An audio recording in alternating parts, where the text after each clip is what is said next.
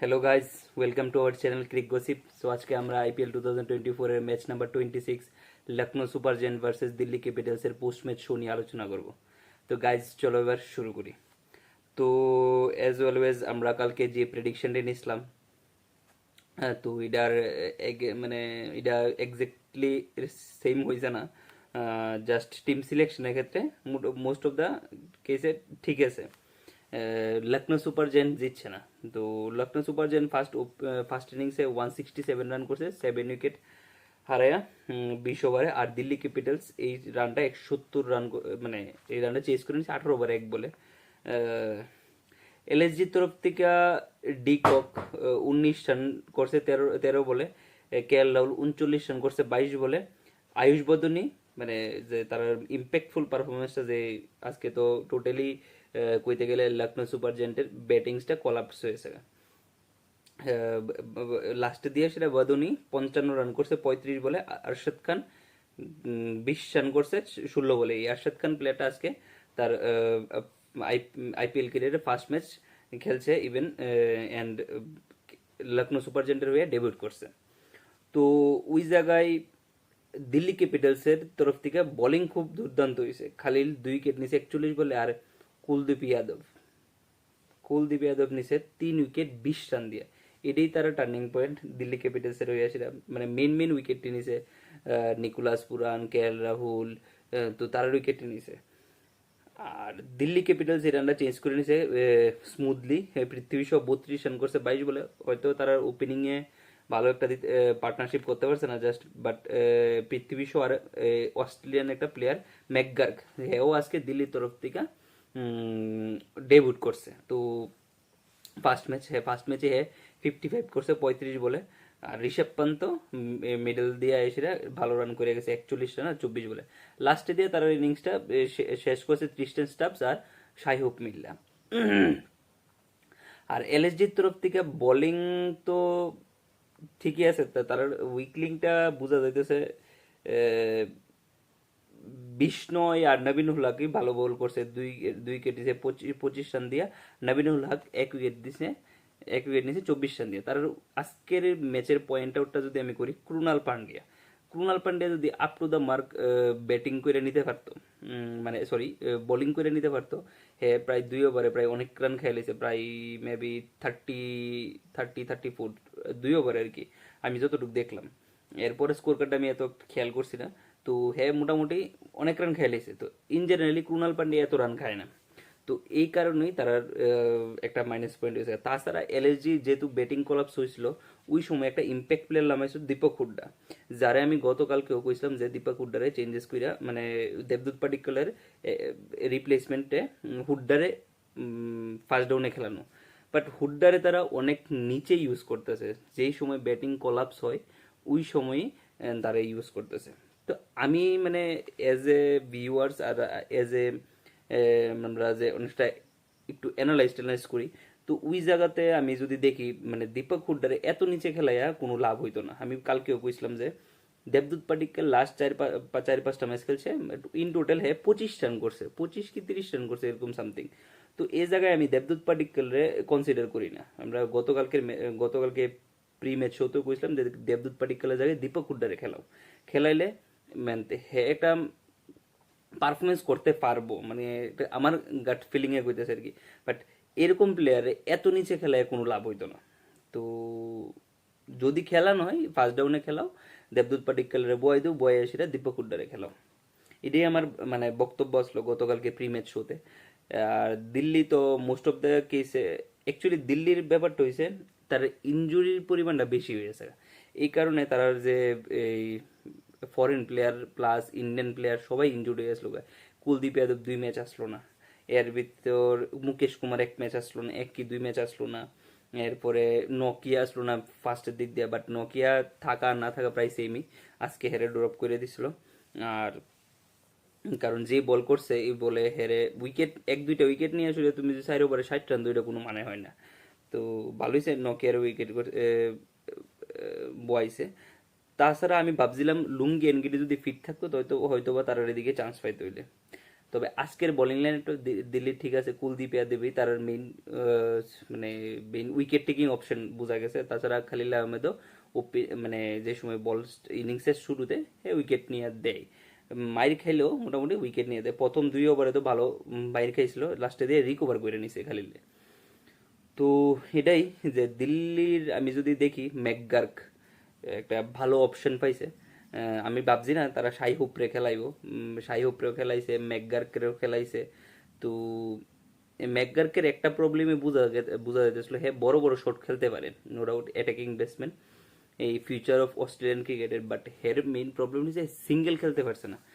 Single, হ্যাঁ আজকে যদি সিঙ্গেল খেলতো এই হয়তো বা 35 বলে আরো মেবি 10-15 রান বেশি করে নিত। সিঙ্গেলই খেলতে পারছে না, পেস অফ পেসন স্পিন খেলতে পারছে না ঠিক আছে। হয়তো ক্রুনাল পান্ডের ওভারে হ্যাঁ 2-3 ছক্কা মারছে, কিন্তু বিষ্ণয় তারা সেই একটা প্রথম শুরুতে খেলতে পারছে না। এটাই অস্ট্রেলিয়ান প্লেয়াররা তুমি এমনিতে দোষ দিয়ে লাভ নাই, কারণ তারা ওই সব কন্ডিশনে বড় হয়েছে না। ইন্ডিয়ান প্লেয়াররাই এরকম স্পিন খেলতে পারে না, তো অস্ট্রেলিয়ান প্লেয়াররা দোষ দিয়ে লাভ নেই। তবে খেলছে ভালো, নো ডাউট। 55 রান করছে 35 বলে। ঋষভ পান্ত অ্যাটাকিং খেলছে, 24 রান করছে, সরি 41 রান করছে 24 বলে। তো এটা একটা good sign for Delhi Capitals. আর এলএসজির মেইন প্রবলেম রয়েছে তারা আরে ওই কথাটা কইতে মিস হয়েছে, ওই ইম্প্যাক্ট প্লেয়ার দীপক হুড্ডারে নামানো হয়েছে। তো দীপক তারা ভাবছিল একটা স্পিনার বা একটা বোলার এডিশন করবো ইম্প্যাক্ট প্লেয়ার রুলসে। তো ওই জায়গায় দীপক হুড্ডারে নামানোর ফলে তারা একটা বলার শর্ট হয়ে যায়, জাস্ট 5টা বোলার লিয়ে খেলতে হয়েছে।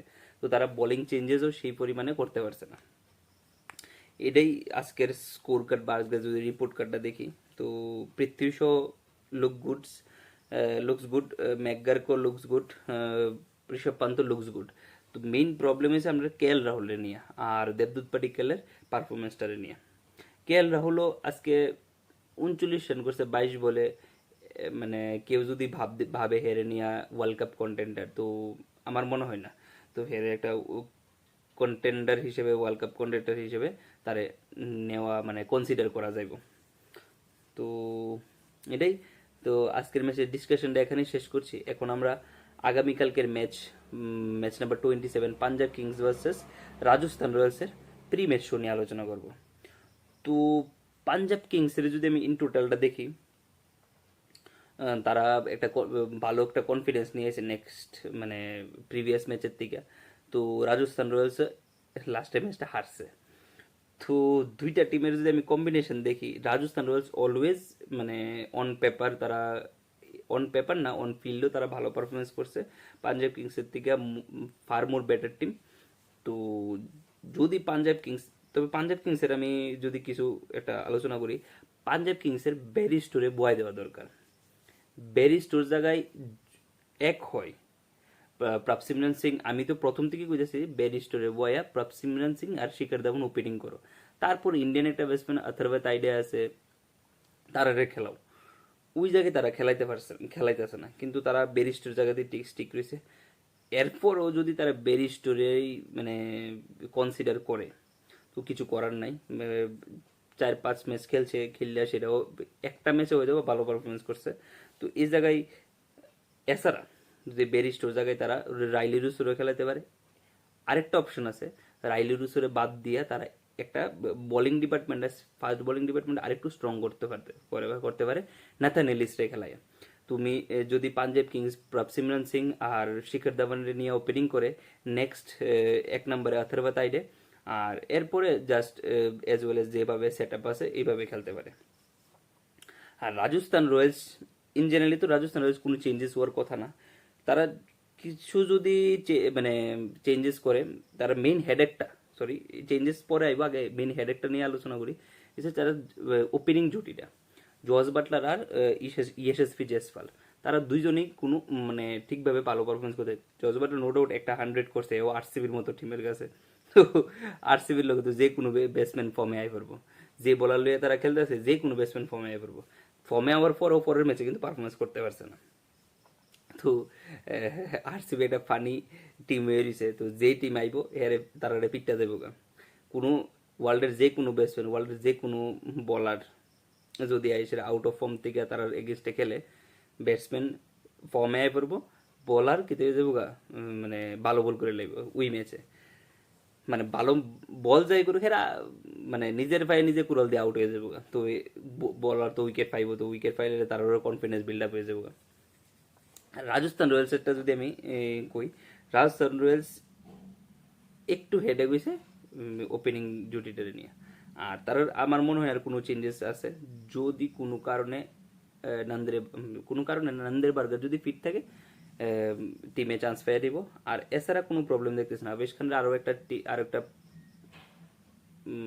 কি কই, আরো একটা চান্স দেওয়া দরকার আবেশ খানরে। তো ভালো বল করতেছে, হয়তো বা গত ম্যাচটা পারছে না, তো কিছু করার নেই, চান্স দেওয়া দরকার। পাঞ্জাব কিংসের তরফ থেকে যদি আমি কোনো একটা প্লেয়ারের উপরে নজর থাকে, এ হচ্ছে জিতেশ শর্মা।